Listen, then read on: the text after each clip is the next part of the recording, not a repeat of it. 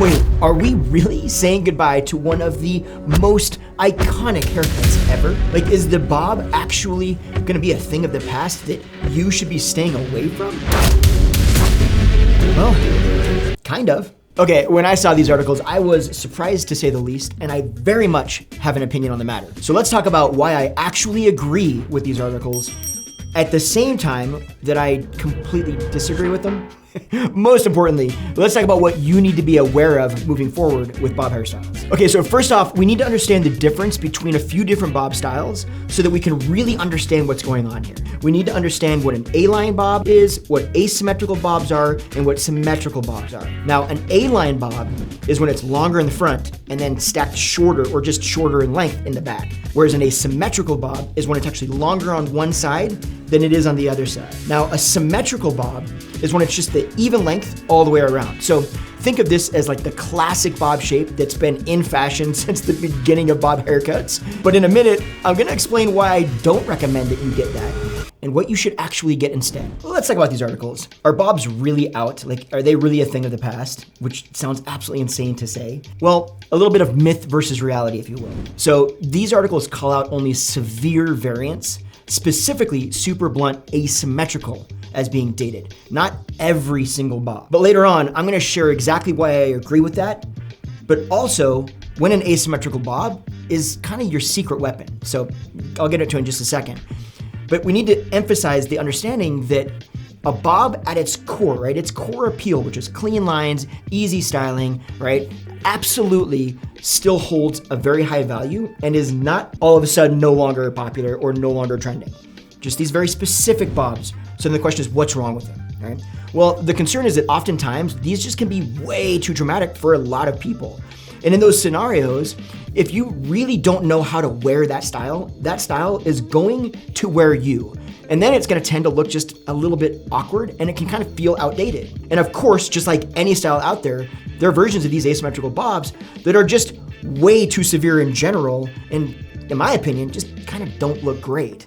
Right? Now these articles are basically pointing out that there's kind of just a better way to do a bob that just looks more current, more flattering, and more edgy. While I 100% agree with that part, I think in many cases, asymmetrical haircuts in general, including asymmetrical bobs, can actually be very much a secret weapon. And like I said before, can look incredible. All right, so let's talk about some times when I think you absolutely could wear an asymmetrical bob. So first of all, if you're the type of person that tucks especially one side behind your ear constantly, I think this is an amazing option. It's not only gonna look good, right? It's gonna define the jawline better, define cheekbones better, it'll give more structure to the face, it'll lift the eye. But it does all of this because it allows you, at least on the short side, to take more layering into it, take the bulk out of it, and really do all of the things necessary to create those illusions. Now, another time is if you've got super thick hair, kind of for the same reasoning, right? Because the biggest culprit of thick hair is bulk, because it gets very full, especially on the side area.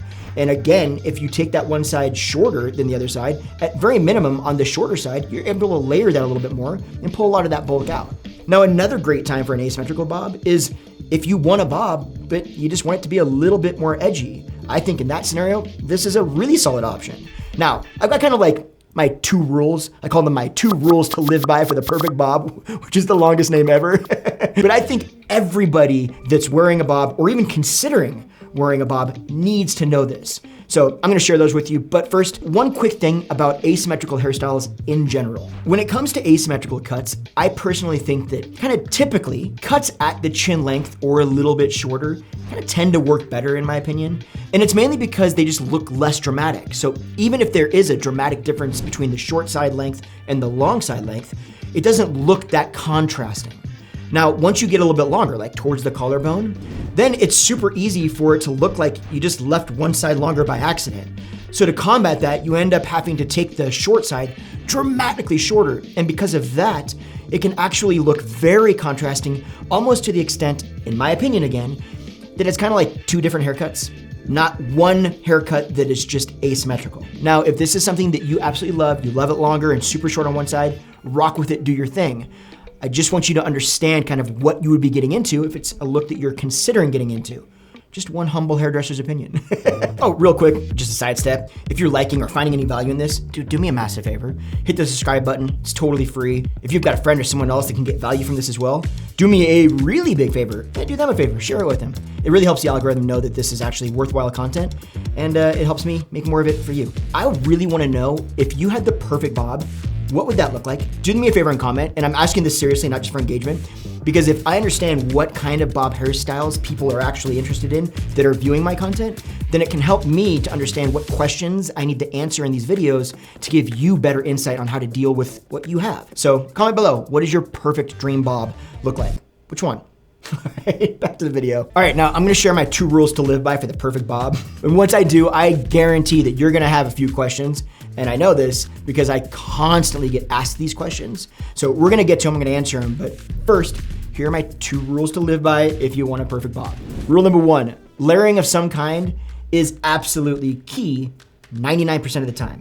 Okay, now don't come for me, let me explain it. If your hair is dense, or if it's curly, or you're gonna add any wave in the style, a little bit of layering at least is really gonna help it from getting too full on the sides and feeling flat on the top. Now again, if you're a person that wants a specific style, meaning that you want your hair to kind of accentuate certain things about your face shape, or that you wanna have volume in certain areas, some sort of layering is not an option, it's an absolute necessity to achieve that. Now, of course, okay, I get it. All one length bobs are absolutely a style, it's a thing, some people absolutely love them. And if that's something that you love, rock with it. There's nothing wrong with that. But typically speaking, those styles are for people that really understand that they're gonna be giving up these other aspects of a bob, and in return, they get to wear that style. Does that make sense? Let's get to rule number 2. The angle is crucial. All right, now I find in my 30 years of doing hair that bob lines tend to swing the best, grow out the best, and in my opinion, are just most flattering when the line roughly follows the jawline. I've said that numerous times in multiple different videos. What I find is that too much more dramatic than that, and it can start looking like you've got these kind of dog ears in the front, whereas too little angle, where it's too parallel to the floor, very quickly it can start to drop the eye in the back, right? It starts to drag the eye down, it starts to draw the face down, and honestly, it tends to just not grow out as well. Now, on the other side, if the angle follows roughly the jawline, I find that it tends to grow out better, flatters the face more, swings better, and overall functions better. Now with that said, again, the line being parallel to the floor is absolutely a look. Some people love it, but it's another scenario, just like I said before, that if you want to wear that bob, great, you just need to understand that you're giving up on the other aspects of the bob and what it can do for your face shape in return to have that very specific bob style. Nothing wrong with it, just something you gotta be aware of. Okay, so I said you're gonna have some questions. I'm gonna answer a few that are the most common that I get. 1, can I get a bob with curly hair? Or what kind of bob should I get with curly hair? And I think this is a great question. If you've got curly hair or you're going to add wave into your hair when you style it, absolutely bobs are amazing. But the thing that you wanna remember is that wavy hair or curly hair tends to grow out, not down, or at least grow out first and then down. And what that's to say is that it's gonna get a lot of volume on the sides, and when that happens, it's going to make the top look like it's flatter because by comparison, there's gonna be more volume on the sides. So for me, if you're gonna wear your hair curly, or if your hair is curly, and you're gonna wear it in a bob, layering the sides a little bit more dramatically, you can get away with a little bit more layering than say straight hair, for instance, is gonna be a really, really good move for you. It's gonna help a lot with the overall shape. So should you wear a all one length bob? You can, again, it's a style, but if you want to accentuate things about your face shape and you want to have volume in certain areas, layers are even less of an option for you. They're more of a necessity than even with straight hair. But as far as the general question, can you? Absolutely. Should you? Yeah, totally. They're amazing. Question 2, how do I transition from long hair to a bob cut? If you've got longer hair and you're thinking about dipping your toe in the bob pond, if you will, I get it, it's a scary move, right? This is a big jump in many cases. So what I would say is start with a lob. And there's a very important reason why. If you aren't familiar with a lob, it's just a long bob, right? And typically they start somewhere around the collarbone area, right? They usually just almost break on the shoulder, just right off of the shoulder, very close to it. But the reason that this is such a great place to go first is because it's gonna give you the feeling of having a bob shape, but it grows out very fast. This is also a con of that shape, they grow out very fast.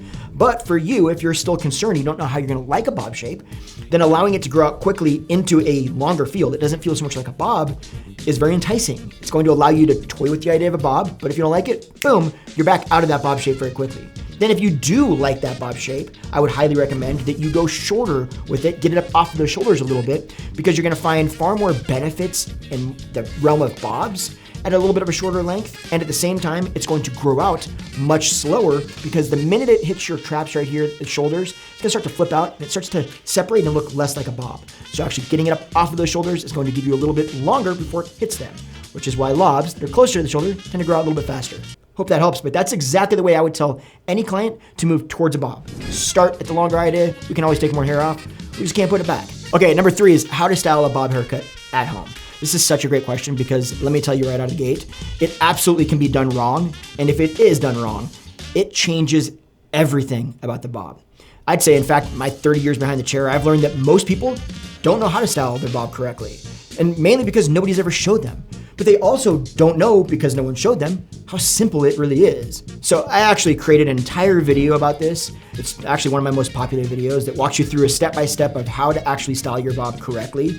It's kind of like all the things that no one talks about, no stylists tell you, and at the same time are absolutely crucial to you getting the actual style that you want. I'll go ahead and link that right here, so if you want to go ahead and check that out, that's one of my most popular videos. So you head over there, and I'll see you over there. Thanks for hanging out. Otherwise, I'll see you in this one.